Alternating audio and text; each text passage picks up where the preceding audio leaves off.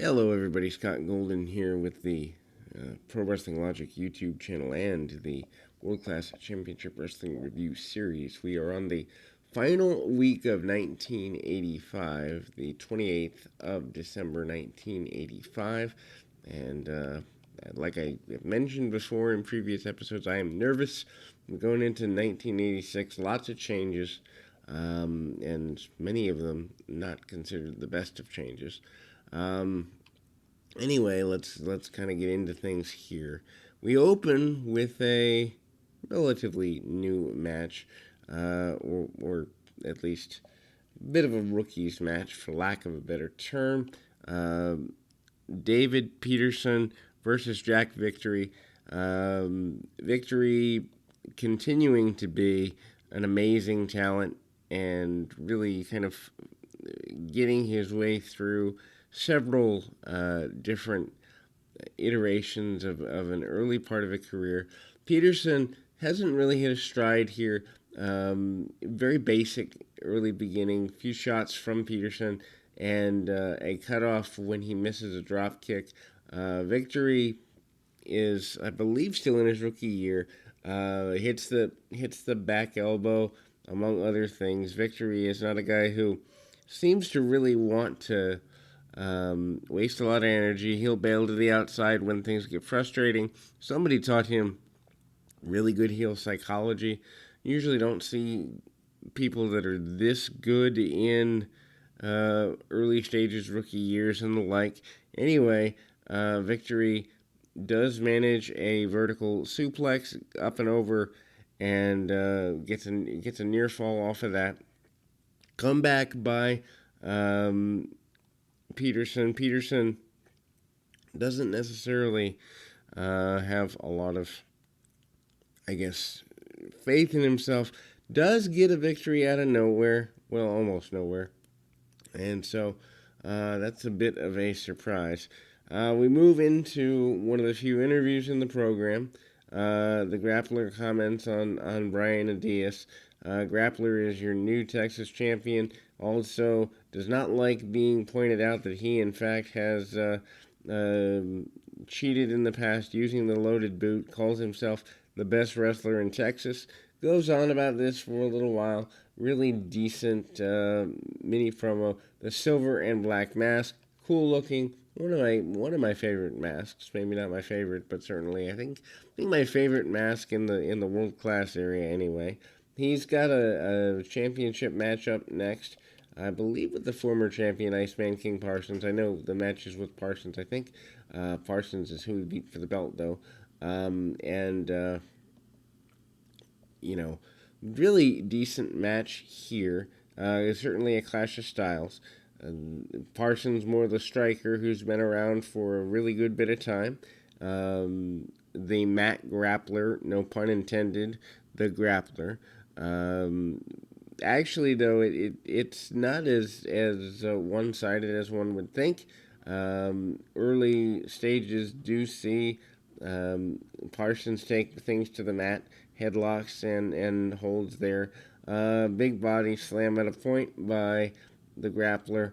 Knee lift from the ducked attempted back body drop gone wrong. Parsons, though, bails to the outside, and the Grappler kind of blames the referee for losing control, demands to keep going, and basically challenging the fans. Bit of a brawl breaks out. Iceman Parsons gets the better end of the brawl, and eventually we do see the Grappler with a victory. Grappler hits the, kick to the midsection, and then a more devastating kick. He does load the boot up before doing this. Parsons upset about what he would think is an injustice right before that. Grappler gets the victory. Then we move to a match that's a really good time. Kerry Von Erich against Rick Rude. Rick Rude brings a really good match out of Von Erich. Actually, it's kind of interesting. The Americans champion being Rude is a big deal. And in a lot of ways, Kerry Von Erich has some things to do with almost an Ultimate Warrior, which by the end of 1986, that's the only really major development that's, I guess, would be considered good. The Warrior does start in world class by the end of the year, and Rude brings good things out of him there too. Um, anyway, Percy Pringle mouths off at Kerry Von Erich before the match starts. Von Erich takes an early advantage using power maneuvers. Wrestling wise, both guys kind of grappling for position on the canvas, and actually, Kerry does pretty well staying with Rude in a collegiate style for the first few minutes. Rude does the test of strength. Obviously, Kerry takes over in that eventually. Rude gets an early advantage with that. Rude also bails to the outside to regain himself, works over the leg of Von Erich for a few minutes here. Von Erich does a really good sell job. Rude brings the best out of Von Erich, though, in terms of when he makes a comeback. It's believable every time, but Rude also continues to stay on the leg and knee, actually falls into a figure four at a point late in the match. Well, not late, but probably about 3 or 4 minutes before the match ends. Von Erich gets his own figure four a few minutes later, so turnabout is fair play. Definitely a match worth going out of your way to see if you enjoy either one, or if you're really a fan of heel psychology. Rick Rude is phenomenal. Also, facial expressions. If you need to learn how to do facial expressions as a manager, Percy Pringle, I can't emphasize it enough, a great talent in that regard. Percy brings, just amazing stuff out of everybody in that way. Gary cannot get a victory quickly enough for his own liking. Manages to, make a few mistakes along the way. Foot over the bottom rope, and Kerry thinks he has won. This is not the case. Rude manages to come in from behind after the miscommunication about the pin, gets the Rude Awakening DDT and the victory.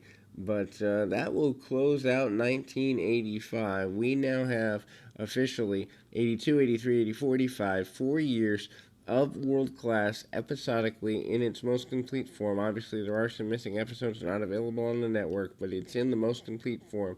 Nearly 200 episodes worth checking out, on top of regular, current day 2020 wrestling coverage as well. We're going to do more old school series in the upcoming.